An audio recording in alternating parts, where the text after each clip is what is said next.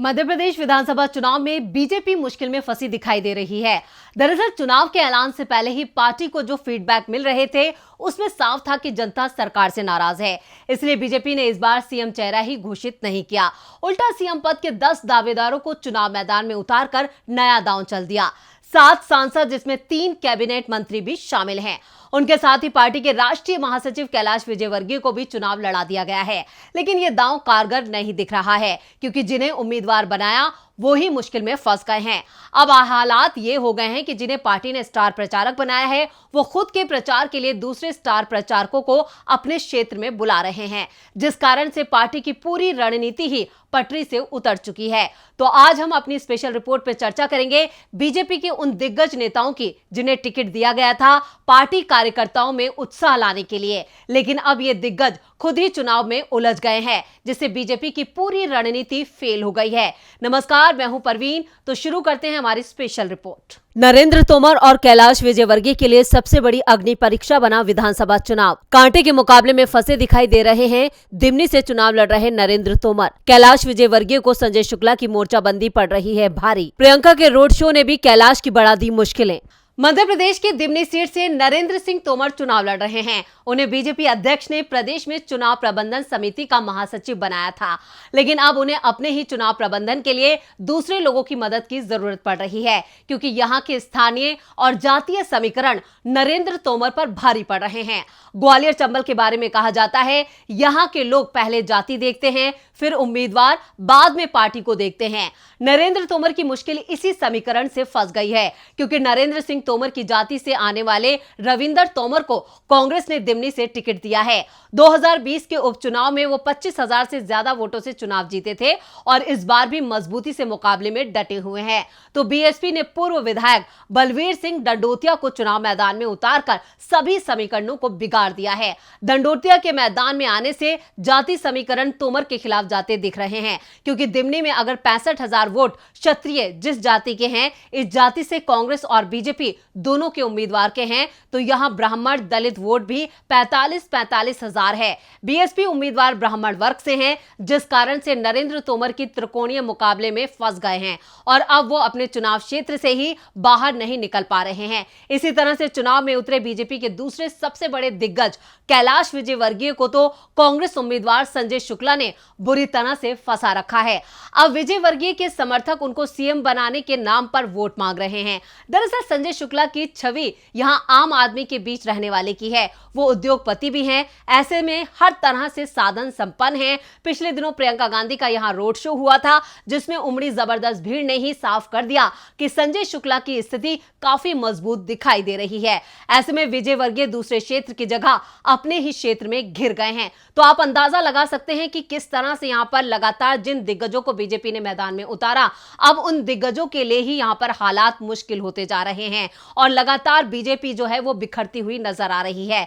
मध्य प्रदेश में 17 नवंबर को एक ही चरण में 230 विधानसभा सीटों पर वोट डाले जाएंगे और इसके लिए बीजेपी और कांग्रेस मैदान में है। लगातार चुनाव प्रचार किया जा रहा है और ये दिग्गज जो है अपने प्रचार के लिए दिग्गजों को बुला रहे हैं, यानी अपने चुनाव प्रचार के लिए अब इन्हें भी स्टार प्रचारकों की जरूरत पड़ गई है, जो अपने चेहरे के बल पर केंद्र में आए थे।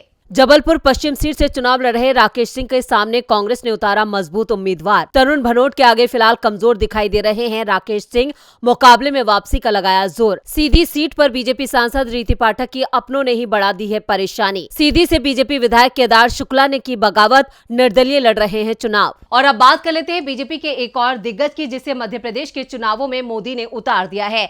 बीजेपी के पूर्व प्रदेश अध्यक्ष और जबलपुर के सांसद राकेश सिंह को बीजेपी ने जबलपुर पश्चिम सीट से उतारा है, जहां उनका मुकाबला कांग्रेस के तरुण भनोट से है। तरुण भनोट 2 बार से यहां चुनाव जीत रहे हैं और यहां के स्थानीय लोगों से बातचीत में ही साफ हो जाता है कि राकेश सिंह भले ही 4 बार से यहां सांसद हैं, लेकिन अपनी उपलब्धि गिनाने के नाम पर उनके पास कुछ नहीं है। वो पीएम मोदी के चेहरे पर चुनाव लड़ रहे हैं, जबकि तरुण भनोट अपने 10 साल के काम पर चुनाव लड़ रहे हैं। वो कई उपलब्धियां गिना रहे हैं। भनोट के कांग्रेस में कद का अंदाजा इसी बात से लगाया जा सकता है कि कमलनाथ की सरकार में उन्हें वित्त जैसा भारी भरकम मंत्रालय मिला था। 2018 में भनोट 18,000 से ज्यादा वोटों से चुनाव जीते थे और इस बार भी वो भारी पड़ते दिखाई दे रहे हैं। यहां पर बीजेपी के अंदर टिकट वितरण को लेकर भी नाराजगी दिखाई दे रही है, जो राकेश सिंह पर भारी पड़ती दिखाई दे रही है। जबकि सीधे से चुनाव लड़ रही बीजेपी की सांसद रीति पाठक के सामने तो सिर्फ नाराजगी ही नहीं, बगावत का भी संकट खड़ा हो गया है। पेशाब मामले के चलते यहां बीजेपी पहले से ही घिरी हुई थी। पार्टी ने यहां से विधायक केदारनाथ शुक्ला का टिकट काट दिया था। अब केदार बगावत कर निर्दलीय चुनाव लड़ रहे हैं। पार्टी के कई स्थानीय नेता केदार का प्रचार करते दिखाई दे रहे हैं। कांग्रेस ने यहां से ज्ञान सिंह को टिकट दिया है। केदार के चलते रीति पाठक की स्थिति लगातार कमजोर होती दिखाई दे रही है। हालात यह है कि वो सिर्फ अपनी सीट पर ही प्रचार कर रही है, अपनी संसदीय क्षेत्र में दूसरी सीट पर ध्यान भी नहीं दे पा रही है। तो ऐसे में रीति पाठक की भी मुश्किलें बहुत ज्यादा बढ़ गई हैं। तो आप अंदाजा लगा सकते हैं कि बीजेपी ने जिन दिग्गजों को मैदान में उतारा है, उनकी ही स्थिति काफी चिंताजनक बनी हुई है। और ऐसे में मध्य प्रदेश में लगातार कांग्रेस जो है वो मजबूती का अपना परिचय दे रही है और कांग्रेस लगातार मजबूत हो रही है और वो हर मुद्दे पर यहां पर सीधा जवाब दे रही है। बीजेपी दिग्गज जितने भी मुद्दे लेकर आ रहे हैं चुनाव प्रचार के मैदान में, उनका डट कर यहां पर कांग्रेस नेता जवाब दे रहे हैं। फग्गन सिंह कुलस्ते और प्रहलाद पटेल खुद सीएम उम्मीदवार बताकर वोट मांगने को हुए मजबूर। महाकौशल में कांग्रेस के पक्ष में जनता के रुझान ने बढ़ा रखी है मोदी के मंत्रियों की मुश्किल। नर्मदापुर से उदय प्रताप और सतना से गणेश सिंह भी मैदान में दिख रहे हैं कमजोर। बीजेपी की टिकट पर नरसिंहपुर सीट से चुनाव लड़ रहे मोदी सरकार के मंत्री प्रहलाद पटेल और मंडला सीट से चुनाव लड़ रहे केंद्रीय मंत्री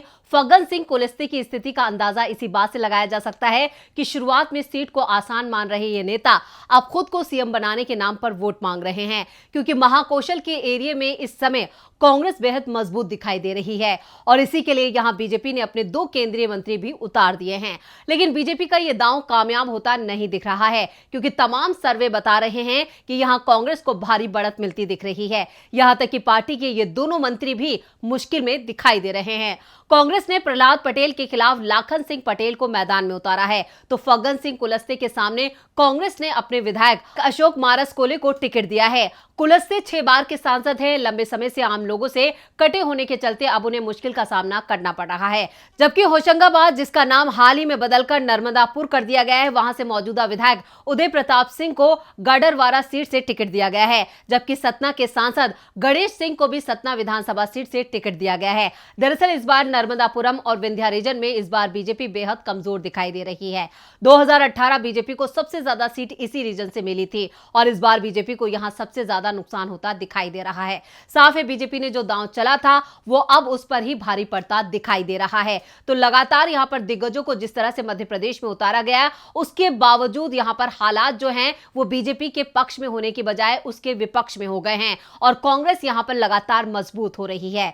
तो ये थी हमारी स्पेशल रिपोर्ट। आपको हमारा ये वीडियो कैसा लगा, नीचे कमेंट बॉक्स में अपनी राय जरूर दें और इस वीडियो को ज्यादा से ज्यादा लाइक करें और शेयर करें। देखते रहिए डीवी लाइव।